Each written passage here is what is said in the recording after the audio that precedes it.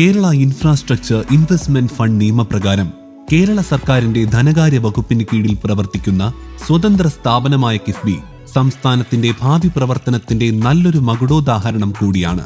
കേരളത്തിന്റെ എല്ലാ മേഖലയിലും വികസന പ്രക്രിയ പൂർത്തിയാക്കിക്കൊണ്ടിരിക്കുകയാണ് കിഫ്ബി.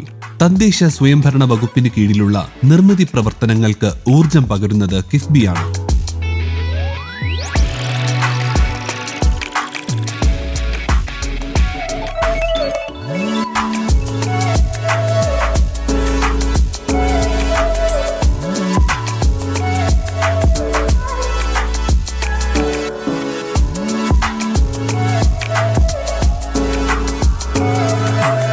തദ്ദേശ സ്വയംഭരണ വകുപ്പിന് കീഴിൽ കിഫ്ബി പദ്ധതികൾ നിർവഹിക്കുന്നതിന് വേണ്ടി ഇമ്പാക്ട് കേരള എന്ന ഏജൻസി തന്നെ പ്രവർത്തിക്കുന്നു. ഇമ്പാക്ട് കേരളയുടെ ആഭിമുഖ്യത്തിൽ പൊതു ഉപയോഗത്തിനുള്ള അനേകം പദ്ധതികളാണ്, വൻകിട പദ്ധതികളാണ് കിഫ്ബി വഴി ഇപ്പോൾ നടപ്പാക്കിക്കൊണ്ടിരിക്കുന്നത്. അതിൽ പ്രധാനമാണ് ശുചിത്വത്തിനുള്ള ദ്രവമാലിന്യ സംസ്കരണ പ്ലാന്റുകൾ, ശുചിമുറി മാലിന്യ സംസ്കരണ പ്ലാന്റുകൾ, ആധുനികമായിട്ടുള്ള അറവുശാലകൾ, ഗ്യാസ് ശ്മശാനങ്ങൾ, അതിനു പുറമെ മുനിസിപ്പൽ ഓഫീസുകൾ എന്നിവയെല്ലാം കിഫ്ബി ധനസഹായം ഉപയോഗിച്ച് ഇമ്പാക്ട് കേരള നിർമ്മിച്ചുകൊണ്ടിരിക്കുന്നു. വളരെ ശ്രദ്ധേയമായ ഒന്ന് ഇപ്പോൾ ചേർത്തലയിൽ കിഫ്ബി ധനസഹായത്തോടുകൂടി ഇമ്പാക്ട് കേരള പൂർത്തിയാക്കിയ FSTP ആണ്. പൂർണ്ണമായും സൗരോർജ്ജം ഉപയോഗിച്ച് പ്രവർത്തിക്കുന്ന ഇന്ത്യയിൽ ആദ്യത്തെ FSTP ശുചിമുറി മാലിന്യ സംസ്കരണ പ്ലാന്റാണ് ചേർത്തലയിലേത്. 7.83 കോടി രൂപയ്ക്കാണ് അത് പൂർത്തിയാക്കിയത്.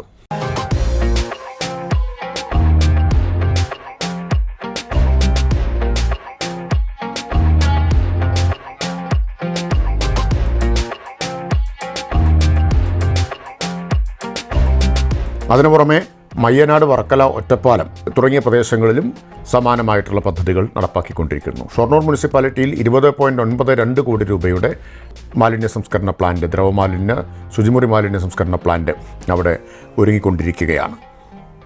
37.67 കോടി രൂപ ചെലവിലാണ് കണ്ണൂർ കോർപ്പറേഷൻ്റെ ഗംഭീരമായിട്ടുള്ള ഓഫീസ് കിഫ്ബി ധനസഹായത്തോടു കൂടി നിർമ്മിച്ചുകൊണ്ടിരിക്കുന്നത്.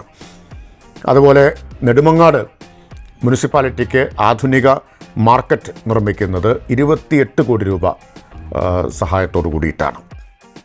ഇതിനെല്ലാം പുറമെ 8 ആധുനിക അറവുശാലകളും 18 ഗ്യാസ് ശ്മശാനങ്ങളും കിഫ്ബി ഫണ്ടിങ്ങോടുകൂടി ഇമ്പാക്ട് കേരള നടപ്പാക്കിക്കൊണ്ടിരിക്കുകയാണ്.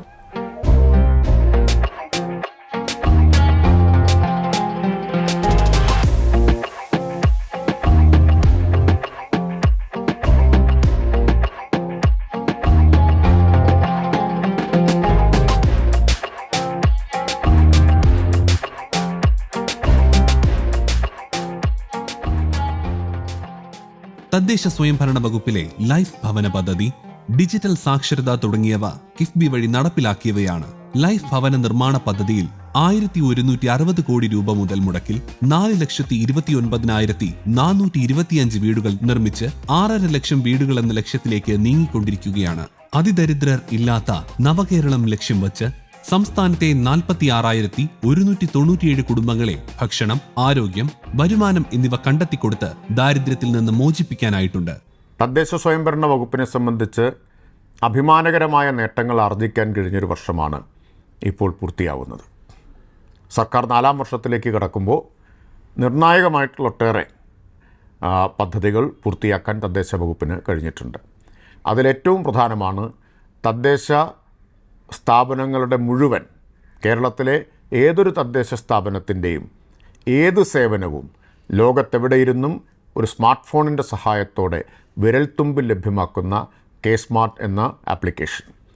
അത് കേരളത്തിലെ തദ്ദേശ ഭരണത്തെ മാത്രമല്ല ജനജീവിതത്തെയും വിപ്ലവകരമായി മാറ്റിമറിക്കാൻ പോകുന്ന ഒന്നാണ്. K-സ്മാർട്ടിൻ്റെ തുടർച്ചയായി സേവനങ്ങൾ മുഴുവൻ ഡിജിറ്റലാവുമ്പോൾ, ഓൺലൈൻ ആവുമ്പോൾ അതിൽ എല്ലാവരും അതിൻ്റെ പ്രയോജനം ലഭിക്കാൻ വേണ്ടിയാണ് ഡിജിറ്റൽ സാക്ഷരതയില്ലാത്തവർക്ക് ഡിജിറ്റൽ സാക്ഷരത നൽകാൻ വേണ്ടിയിട്ടുള്ള പദ്ധതി ആവിഷ്കരിച്ചത്. അതും പൂർത്തിയായി കഴിഞ്ഞു. 21,87,000-ത്തിലധികം പേരെ സർവേയിലൂടെ കണ്ടെത്തി കിലയുടെ നേതൃത്വത്തിൽ പ്രത്യേകമായ മൊഡ്യൂൾ തയ്യാറാക്കി മാസ്റ്റർ ട്രെയിനർമാരെയും വോളണ്ടിയർമാരെയും എല്ലാം പരിശീലിപ്പിച്ചെടുത്ത് ഈ 21,87,000 പേരെയും 2 ഘട്ടങ്ങളിലായി ഡിജിറ്റൽ സാക്ഷരരാക്കി മൂല്യനിർണ്ണയം നടത്തി ഇന്ത്യയിൽ ആദ്യത്തെ ഡിജിറ്റൽ സാക്ഷര സംസ്ഥാനമായി കേരളം മാറിയിരിക്കുകയാണ്. ഇനി ഔപചാരികമായ പ്രഖ്യാപനം മാത്രമേ ആവശ്യമുള്ളൂ. എത്രയും പെട്ടെന്ന് തന്നെ ആ ഔപചാരിക പ്രഖ്യാപനം നടത്തും.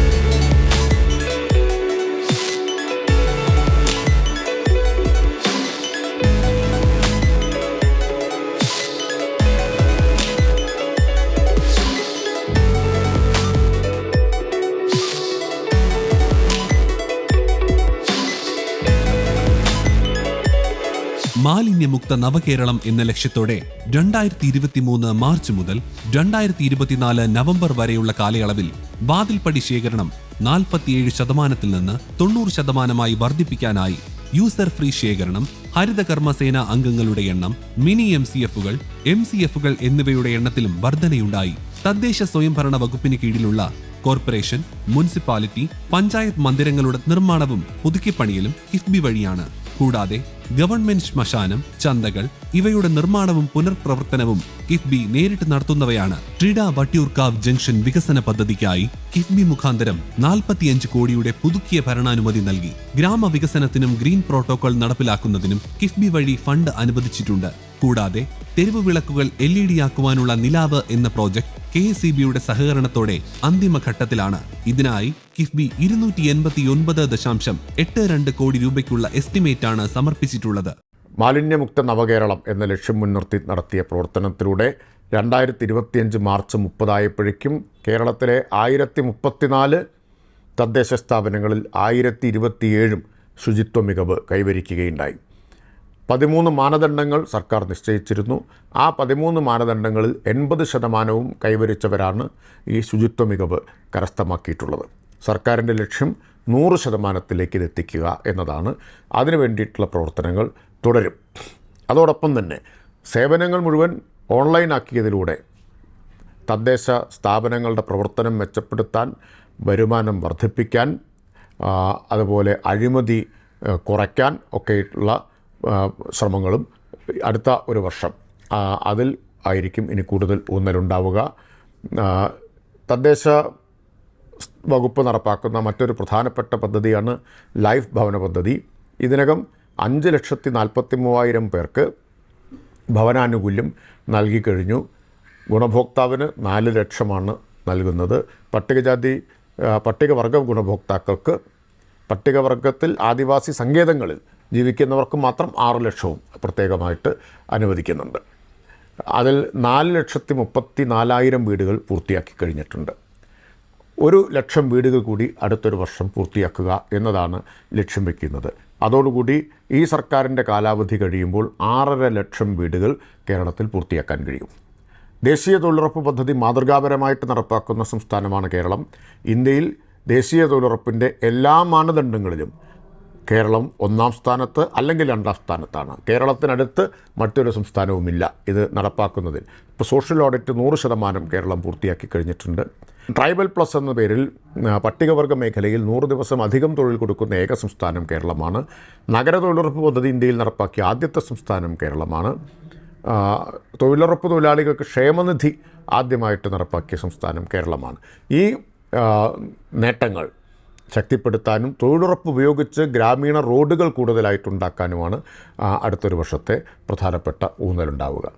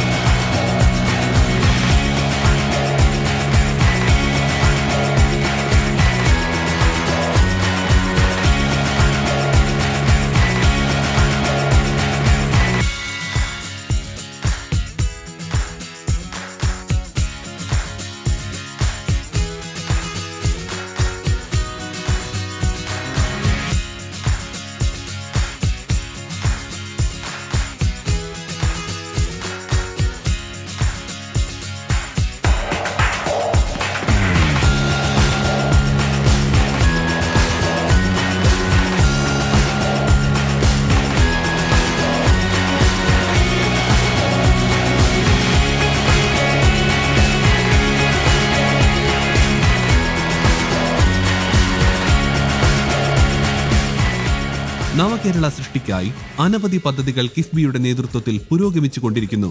വികസിത കേരളം എന്ന സ്വപ്ന സാക്ഷാത്കാരത്തിനായി കിഫ്ബി ഇതിനോടകം തന്നെ കോടിക്കണക്കിന് രൂപയ്ക്കുള്ള ഫണ്ട് തദ്ദേശ വകുപ്പിൽ നിക്ഷേപിച്ചു കഴിഞ്ഞു. ആധുനിക അറവുശാലയ്ക്കുള്ള നിർമ്മാണത്തിനായി 100 കോടി രൂപയും നവീന രീതിയിലുള്ള ഗ്യാസ് ഉപയോഗിച്ചുള്ള ക്രിമറ്റോറിയത്തിന് 100 കോടി രൂപയും പുതിയ രീതിയിൽ കച്ചവട ആവശ്യത്തിനായി ആധുനിക മാർക്കറ്റുകൾക്കായി 100 കോടിയും മുനിസിപ്പാലിറ്റികൾ നിർമ്മിക്കുന്നതിലേക്കായി 100 കോടി രൂപയും സെപ്റ്റേജ് ട്രീറ്റ്മെന്റ് പ്ലാന്റിനായി 150 കോടി രൂപയും തദ്ദേശ വകുപ്പ് കിഫ്ബി വഴി ചിലവാക്കുന്നവയാണ്.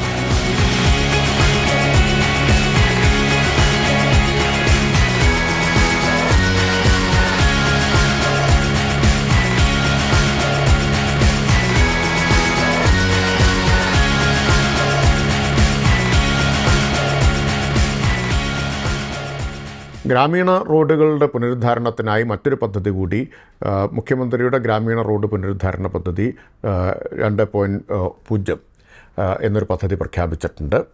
അത് നടപ്പാക്കുന്നതിനും അടുത്ത വർഷം മുൻഗണന നൽകും. കേരളത്തിലെ ഏതാണ്ട് 3000-ലധികം ഗ്രാമീണ റോഡുകൾ നമുക്ക് നവീകരിക്കാൻ കഴിയും. അത് ഗ്രാമീണ മേഖലയിൽ വലിയ മാറ്റം ഉണ്ടാക്കാൻ സഹായിക്കുന്ന ഒന്നാണ്. ഇതെല്ലാമാണ് തദ്ദേശ സ്വയംഭരണ വകുപ്പ് അടുത്തൊരു വർഷം നടപ്പാക്കാൻ ഉദ്ദേശിക്കുന്ന പ്രധാനപ്പെട്ട പദ്ധതികൾ. അതോടൊപ്പം കേരളത്തെ ഇന്ത്യയുടെ എന്നല്ല ലോകത്തിൻ്റെ തന്നെ നെറുകയിലെത്തിക്കുന്ന ഒരു മഹത്തായ പദ്ധതി പൂർത്തിയാക്കാനും അടുത്തൊരു വർഷം സർക്കാർ തദ്ദേശ വകുപ്പ് ലക്ഷ്യമിടുന്നു. അത് അതിദാരിദ്ര്യ നിർമ്മാർജ്ജന പദ്ധതിയാണ്.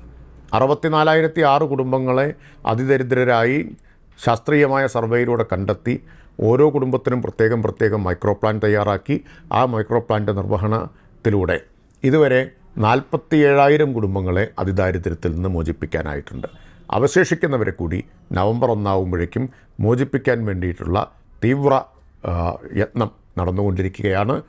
ആ ലക്ഷ്യം കൈവരിക്കുക എന്നതും ഈ വരുന്ന വർഷം തദ്ദേശ വകുപ്പിൻ്റെ പ്രധാനപ്പെട്ട ഒരു ഉത്തരവാദിത്വമാണ്. അത് കൈവരിക്കാൻ കഴിയുമെന്ന കാര്യത്തിൽ സംശയമില്ല.